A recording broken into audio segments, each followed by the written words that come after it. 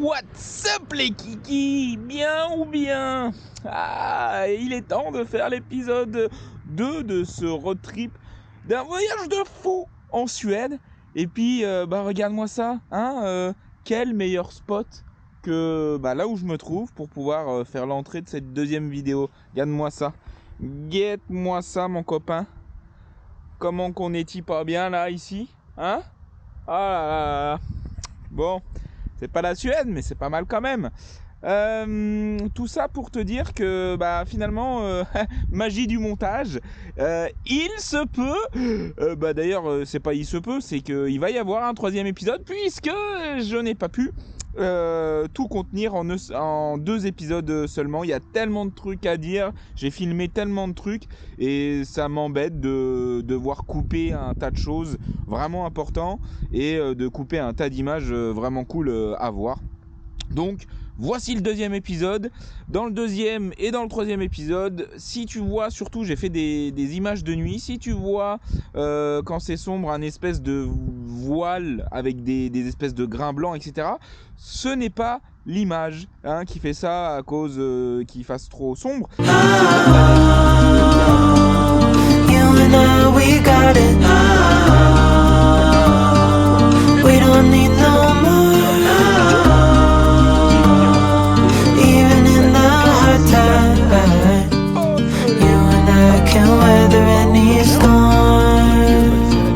Allez, régale-toi bien.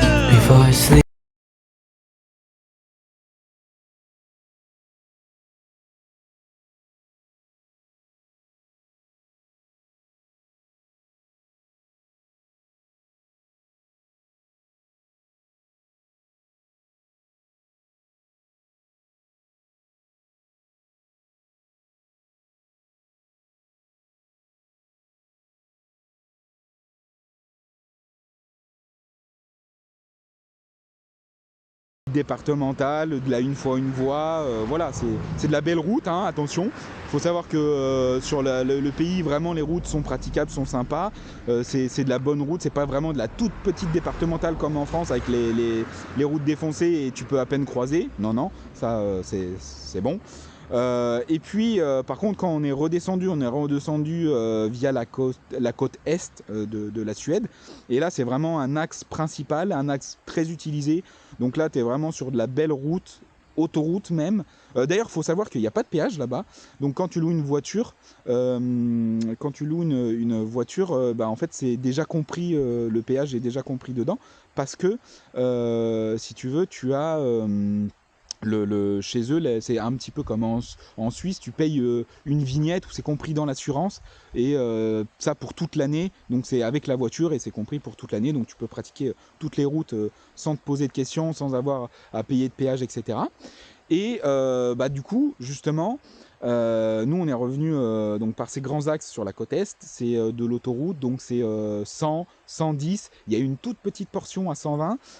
Faut savoir juste que ils ont souvent là-bas, c'est deux voies, une voie. Donc tu as 2 voies d'un côté qui durent, c'est trop bizarre, ça dure 2 km, même pas. Et donc t'as pas beaucoup de temps pour doubler. Et après, ça fait, tu retournes sur une voie, l'autre côté passe en 2 voies, hop, pendant 2 km. Après, tous les deux, tu es en une voie de chaque côté. Et puis après, tu recommences à être toi en 2 voies juste pendant quelques centaines de mètres, à peine 1 kilomètre ou un peu plus pour doubler. Donc c'est vraiment court. Et c'est trop bizarre d'avoir ce truc-là. T'es pas tranquille avec du 2 fois 2 voies pendant des centaines, des dizaines de kilomètres tranquille. Sans avoir besoin de rien faire. Donc souvent tu vois des panneaux comme ça qui font fin de 2 fois 2 voies où il reste plus qu'une seule voie. Et il faut faire attention parce que ça arrive vite, et quand tu essayes de doubler, c'est des fois ça t'a à peine 600 mètres pour doubler, donc faut vraiment y aller, doubler et puis tout de suite te remettre avant que la route elle se referme, parce que en plus le désavantage en hiver, c'est que t'as de la neige, et du coup t'as les déneigeuses, et déjà quand tu connais pas la route là-bas, le code de la route, t'es pas très à l'aise, et en plus tu vois pas la signalisation de la route par terre, tous les marquages, etc. Tu vois rien, parce que soit la route elle est gelée, soit il y a de la neige, et c'est rare, très rare que tu aies une route belle et où tu vois la signalisation, le marquage par terre, sauf quand tu arrives vraiment dans le bas de la Suède où il fait moins froid, il fait des -5, donc il n'y a pas de souci. Mais sinon c'est rare, et donc souvent tu as de la neige et tu as des congères sur les côtés, et en fait au lieu d'avoir 2 belles voies, etc., en fait tu en as une et demie, parce que ça mange un petit peu à droite, parce que tu as quasiment 1 mètre de large de congère, et pareil à gauche, ce qui fait la séparation entre les deux côtés, les deux sens là, de circulation, tu as 1 mètre de congère qui mange sur la route, donc en fait t'as pas vraiment réellement 2 voies, donc il faut faire attention. Et par contre, de ce côté-là, sur la côte est, tu retournes beaucoup plus facilement, enfin tu roules beaucoup plus facilement, quoi. C'est 100, 110, c'est souvent beaucoup mieux dégagé qu'à l'intérieur du pays, et puis ça roule, quoi. Les gens roulent. C'est là où t'as plus de chances de croiser des grandes villes avec des centres commerciaux, avec des restaurants, des machins, voilà. Et puis en plus, l'avantage c'est que aussi tu bords t'es le bord de la mer.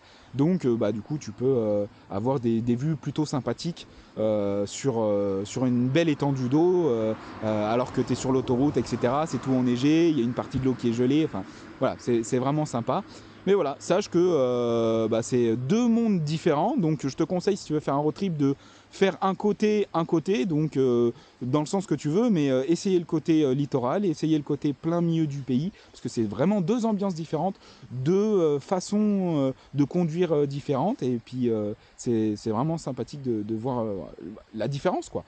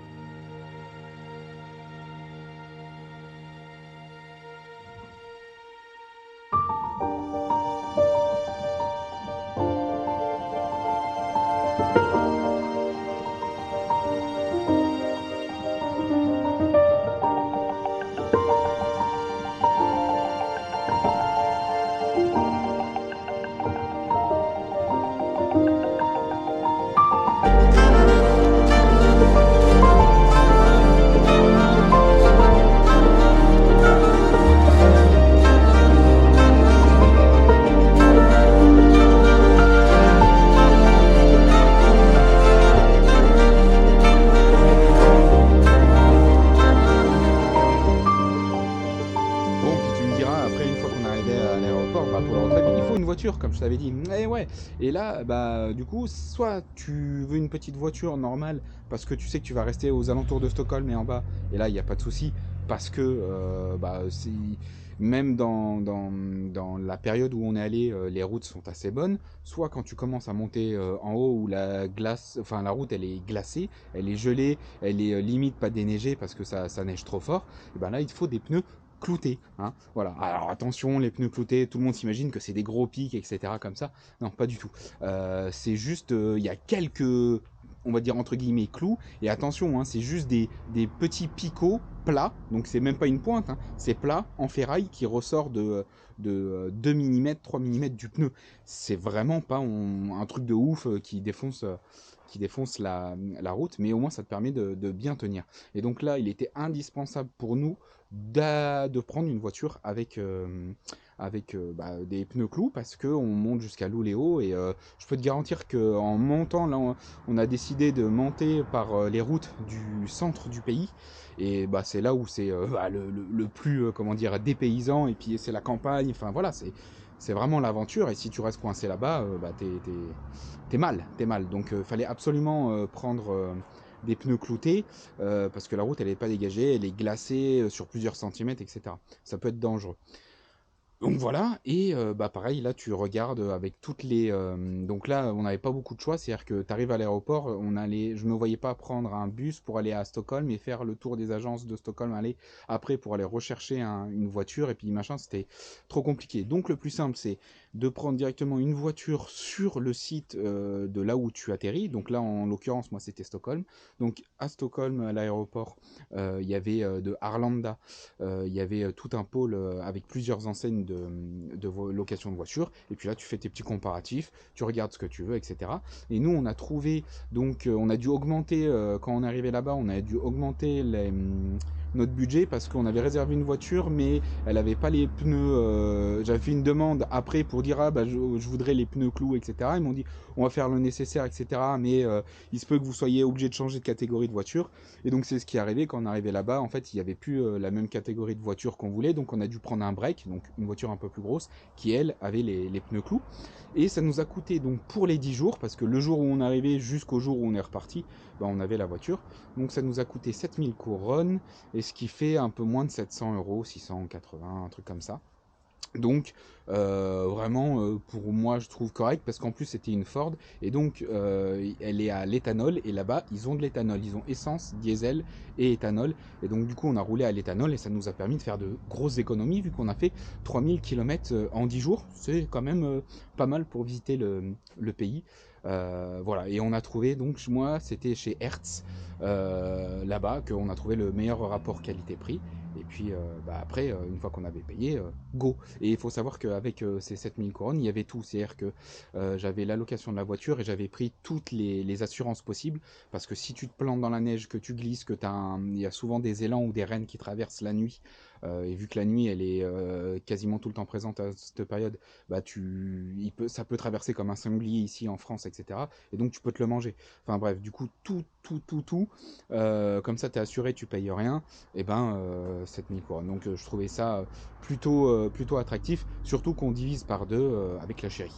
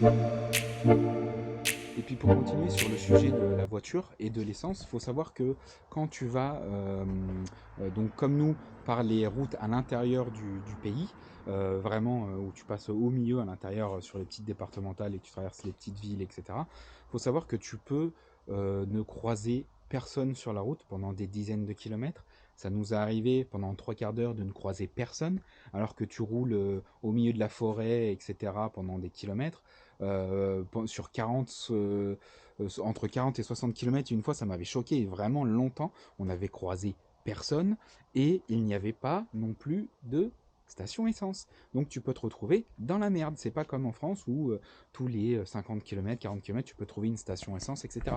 Là, non, non, dans les petits villages, tu trouveras que dalle. Hein. À part un tracteur de maison par-ci, de maison par-là, tu trouveras que dalle. Parce que c'est pas vraiment le même développement de ville, etc. C'est vraiment plein de, j'ai l'impression, en tout cas dans le centre du pays, quand c'est des petites villes, plein de petits hameaux. Et puis voilà, il y a pas, faut vraiment aller dans une ville et vraiment des villes en tant que telles, il n'y en a pas des masses que ça. Et quand tu passes à l'intérieur du pays, il faut faire vachement gaffe parce que bah voilà, de un, tu peux ne pas croiser personne pendant très très longtemps, donc faire gaffe à pas s'endormir, à faire gaffe aux bêtes, aux rennes qui traversent souvent sur la route, etc. Parce que ça nous est arrivé, ou des élans, hein, des élans ça fait 2 mètres de haut, ça fait, les mâles ils font jusqu'à 900 kilos, donc t'inquiète pas que tu t'arrêtes. Hein. Sinon ça te broie la voiture et puis bah, une fois que tu peux pas repartir et que t'es coincé, qu'il y a personne autour de toi, pas de village, pas de maison, etc. et qui fait moins 25 ou moins 20, bah ouais, tu m'as compris. Donc du coup faire vachement gaffe à ça et puis à l'essence, dès qu'on arrivait à la moitié du plein, dès qu'on était dans une ville où on voyait une station essence, hop, on faisait le plein parce que tu pouvais pendant de nombreux kilomètres ne pas en avoir et là tu peux vite te faire avoir et il n'y en était pas question. Et puis petite aide aussi si tu veux t'amuser à conduire sous la neige, etc. Il faut savoir que la nuit c'est horrible sur les petites départementales quand tu croises du monde, etc. Souvent la route elle est juste poussiéreuse de neige. C'est vraiment une fine couche de neige et quand tu scies quelqu'un, ça fait comme quand tu suis quelqu'un qui est dans le sable ou dans la fumée et que ça te soulève une fumée énorme sur un terrain sur une route de terre. Et ben là c'est la même chose avec de la neige et donc du coup avec les phares qui éclairent cette fumée blanche, etc., qui se soulève, et ben ça te fait un mur blanc et tu vois plus rien devant toi. Donc ça c'est assez chiant et faut faire vachement gaffe à ça parce que ça peut être vachement dangereux. Suivant, en plus là-bas quand il y a la neige, etc., tu vois pas les lignes de la route. Déjà tu connais pas trop la route, tu connais pas trop le code de la route là-bas et en fait tu vois pas tout simplement où est-ce que tu te places, les lignes parce qu'elles sont soit glacées, soit il y a de la neige dessus, etc. Et quand tu croises quelqu'un, surtout les camions, les bus, etc., qui passent, bah eux ils ont l'habitude, t'as l'impression qu'ils passent comme des balles, bah ça te soulève à un mur. Et une fois, je me suis retrouvé à gauche de la voie et j'ai fait 150 mètres comme ça à l'aveugle, mais vraiment j'étais en train de flipper, j'ai tout freiné. Et en fait, une fois que le mur de neige, la poussière, elle s'est évaporée et que j'ai pu voir devant moi, j'étais du côté gauche, j'étais à, je pense, 40 cm des congères de neige à gauche. Donc faut faire vraiment vraiment gaffe à ça.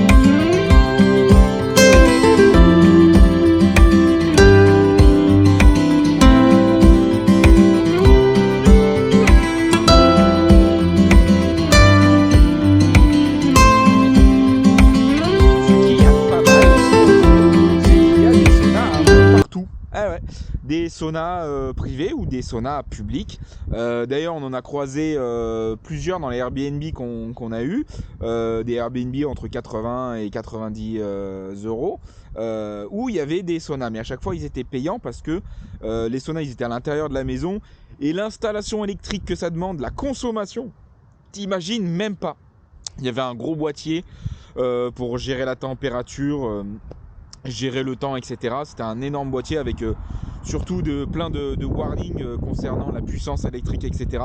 Et puis même à chaque fois dans les instructions, si tu voulais l'utiliser, les hôtes, ceux qui avaient la maison, ils te disaient bien de tout couper, pas mettre des machines, pas de lave-vaisselle, et couper le max de lumière, etc. avant de mettre le sauna en marche, parce que c'est un truc de fou. Donc c'est bien commun.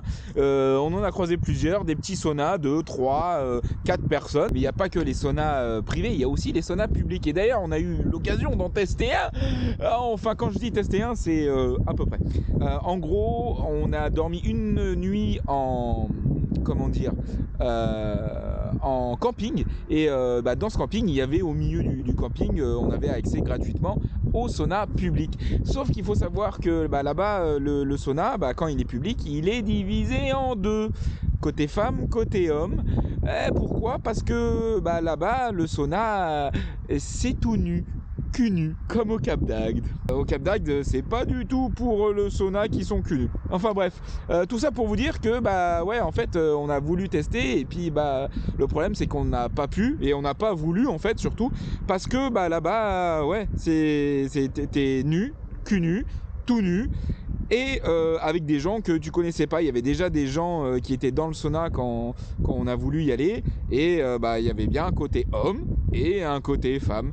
Donc quand tu veux y aller avec ta femme, c'est un peu compliqué. Et voilà, du coup on n'a pas eu les couilles, et puis on parle pas suédois, donc ça servait à rien, et se retrouver cul nu comme un con dans un sauna public.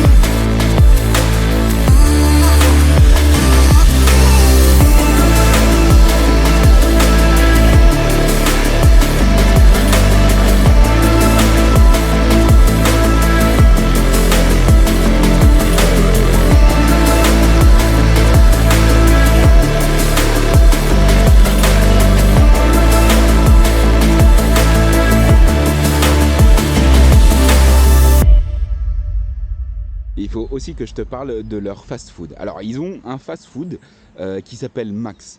Faut savoir que là-bas, tu peux trouver un McDo, tu peux trouver un Burger King, mais tu vas pas en trouver partout, et c'est quand même assez plutôt rare. Par contre, ce que tu vas trouver partout, vraiment souvent sur la route, ce que tu vas trouver dans les centres commerciaux, etc., c'est leur chaîne de fast-food qui s'appelle Max. Et de ce qu'on m'a dit, ça existe depuis les années 50-60. Et en fait, vu que ça existe depuis vachement longtemps, et quasiment aussi longtemps que McDo, McDo s'est jamais vraiment implanté dans le pays. Ça reste Max. Donc du coup, c'était super sympa de découvrir une chaîne vraiment typique de la Suède. Et faut savoir que il faut que tu aimes que ce soit épicé. Après, ça ressemble à n'importe quel entre guillemets fast-food, parce que tu as des burgers, tu as des espèces de wraps, etc. Mais avec soit des frites, soit des onion rings, des trucs comme ça. Après, tu as des boissons que tu trouves pas forcément en Europe. Par exemple, un Fanta rose, je sais plus comment il s'appelle. Enfin voilà, tu as des boissons que tu retrouves pas trop dans les autres. Faut savoir aussi que dans ce truc, en fait, tu commandes et puis ta boisson, elle est en libre service. Tu sais, les distributeurs de boissons, en fait, tu peux te resservir plusieurs fois. Alors vu qu'on n'a pas demandé, etc., on savait pas trop si on pouvait se resservir plusieurs fois, mais en tout cas si t'as une petite soif et tout, il faut pas abuser non plus, tu vas pas faire remplir 4 gobelets, mais si t'es 2 personnes, tu vas avoir 2 gobelets vides et puis tu les remplis avec la boisson que tu veux. Et ça c'est quand même plutôt cool, comme à l'époque, je sais plus si c'était les KFC ou les Burger King qui faisaient ça. Donc voilà, faut savoir qu'il y a pas mal de trucs de recettes veggie, hein, ils font pas mal de burgers veggie dans cette enseigne. Et puis sinon classique poulet ou bœuf, il me semble pas avoir vu des steaks de renne, voilà. Et par contre ouais, comme je te disais, c'était épicé, c'est qu'ils font pas mal de trucs là pour le coup avec une espèce de sauce samouraï. Et là ça piquait vraiment la bouche. En plus de la sauce qui pique, ils mettent des piments, des petits piments verts. Et franchement, dans toutes les recettes, hein. Moi j'ai pris une recette, un truc au bœuf. Ma copine a pris un truc au poulet. Du coup, les deux, on avait du piment, on avait de la sauce qui pique et waouh, ça t'arrache la tête. Et en fait, à partir de la moitié du burger, tu sens plus le burger parce que t'as la bouche qui te pique, etc. Et voilà, c'est bon à savoir. Ah oui, et ils proposent aussi des espèces de glaces ou de milkshake, etc. Et moi j'ai pris un milkshake et c'était vraiment excellent. C'est un vrai milkshake si tu veux, c'est vraiment un vrai milkshake, pas un milkshake McDo ou un truc que tu prends dans un dîner américain et les gens ils savent vraiment le faire. C'était un vrai milkshake, c'était trop bon. Et puis voilà quoi, sinon c'est un truc assis. Et puis le truc sympa aussi, c'est que tu avais le choix avec des frites donc tu avais plusieurs frites. Bien sûr les frites aussi, il y avait les trucs avec le piment, la sauce et puis des piments dessus. Ouah, là ça commence à faire beaucoup. Avec du fromage, frites fromage piment, frites salées avec le piment, et il y avait des frites de patates douces. Et ça, c'était vraiment excellent. Les frites de patates douces, magnifique, une tuerie. Donc voilà, si tu viens en Suède, il faut absolument que tu ailles chez Max. Et puis il faut faire juste gaffe à bien choisir, je pense, les recettes, ou à demander à ce que ce que tu commandes, ça soit sans piment. When we wake, hear the birds and see the sun. Side by side our fears are done. Oh, the good times just begun.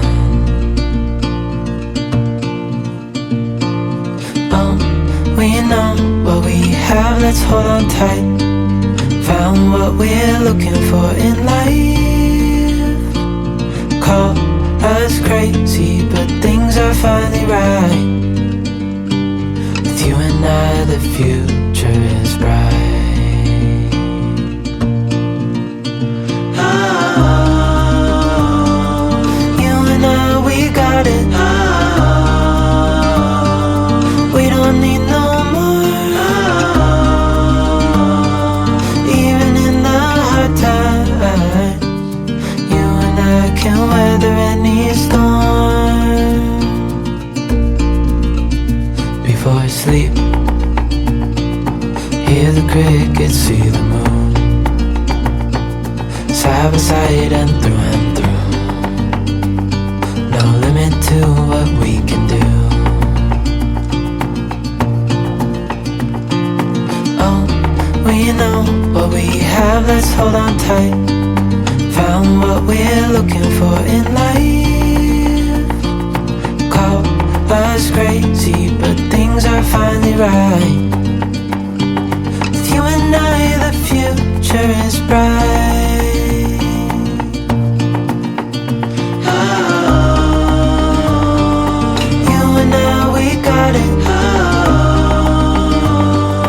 we don't need no more. Oh, even in the hard times, you and I can weather any storm.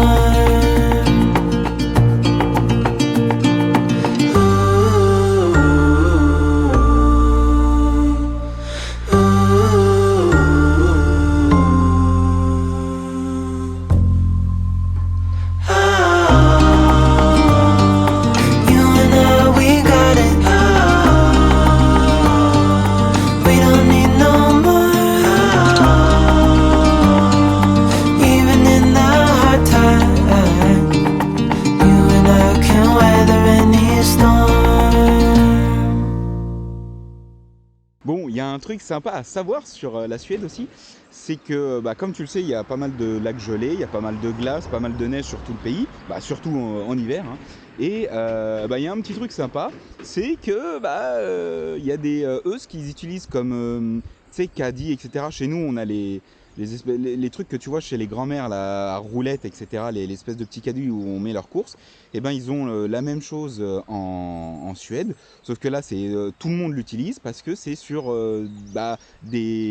comme un mini traîneau, si tu veux. T'imagines que c'est un traîneau avec qui peut glisser sur la neige ou la glace, et puis il y a un petit panier, il y a un panier au-dessus. En gros, c'est un traîneau panier, quoi. Voilà. Et c'est le petit truc sympa parce que c'est vrai que tu vois ça assez souvent dans le pays, et tu vois les gens faire leurs courses avec leur espèce de traîneau et puis les courses dedans.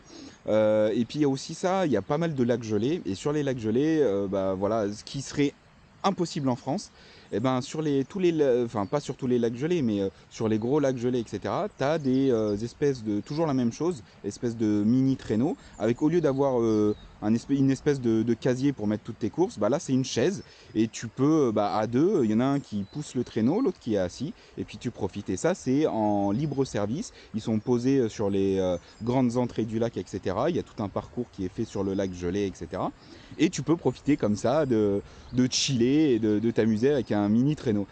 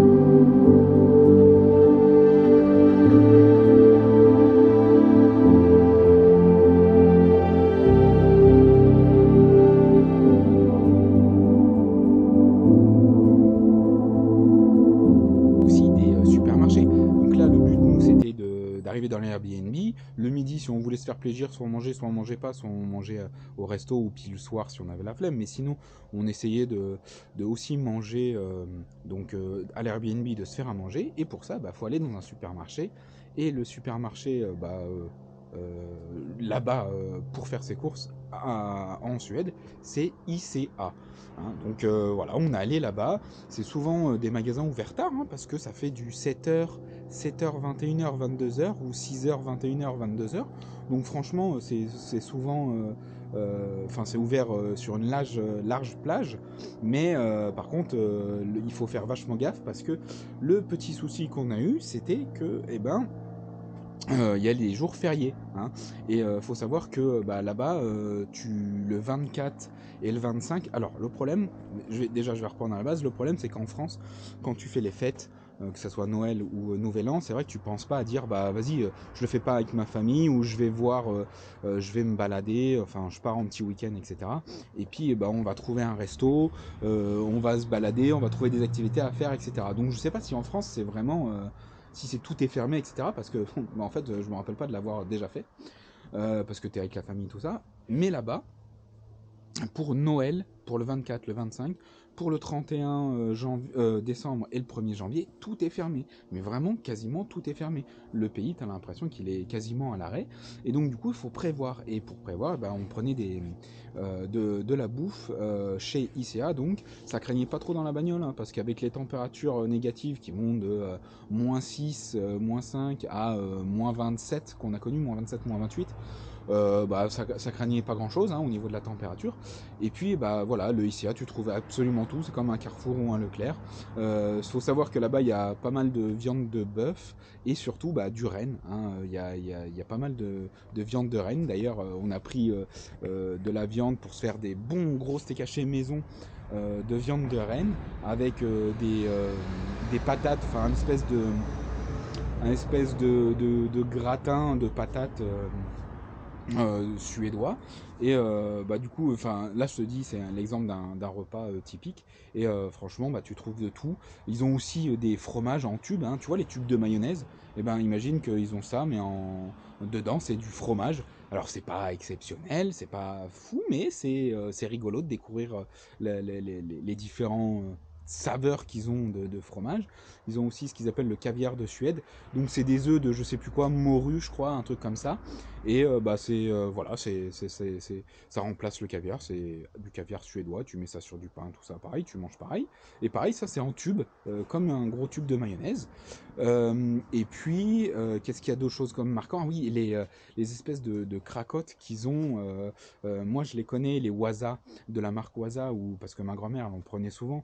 Et donc du coup, je connais depuis que je suis tout petit, mais là-bas ils en ont, c'est pas mal de ça, du pain suédois aussi, tu sais, quand tu achètes des sandwichs triangles avec du pain suédois, ils ont ça, mais le pain il est rond, c'est des galettes rondes. Et puis sinon, comme je te dis, les espèces de cracottes Waza, où ça fait des énormes meules, t'as l'impression que c'est dans les rayons, t'as l'impression que c'est du fromage, parce que tu sais, ça fait une énorme meule, un énorme cercle comme ça, rempli avec du papier, comme s'il y avait une meule qui était entourée avec du beau papier, tu sais, du papier marron un peu craft, etc. Et en fait, c'est pas du fromage, c'est les meules de cracottes Waza. Donc c'est super rigolo. Et puis ouais, faut savoir que là-bas ils mangent super tôt. C'est midi, à 13h30 c'est fini. Ils commencent à manger à 5h30 et à 19h30 tout est fermé. C'est fermé. Donc il faut se baser aussi sur ça pour prévoir les restos, etc. Parce qu'ils mangent super tôt là-bas. Et juste un petit truc rigolo aussi, là-bas ils ont pas beaucoup voire quasiment pas de rayons avec des gâteaux, tu sais, comme nous on a rayon céréales, rayon gâteaux, confiserie avec les pépitos, les machins, rayon chocolat, etc. Eux ils ont pas trop ça, donc tu m'étonnes qu'ils ont tous la ligne, que ce soit des beaux blonds et des belles blondes, tout fins et toutes fines. Ils ont par contre dans chaque ICA quasiment un grand rayon avec comme si c'était chez un confiseur, avec plein de bonbons, une rangée de bonbons. Tu vois les énormes rangées de bonbons quand tu fais le marché ou quand tu vas à la fête foraine, et ça fait 10 mètres de long, et puis t'as je sais pas combien de sortes de bonbons. Eux ils ont ça quasiment dans tous les supermarchés. Ils n'ont pas de rayon vraiment gâteau, mais ils ont des rayons bonbons.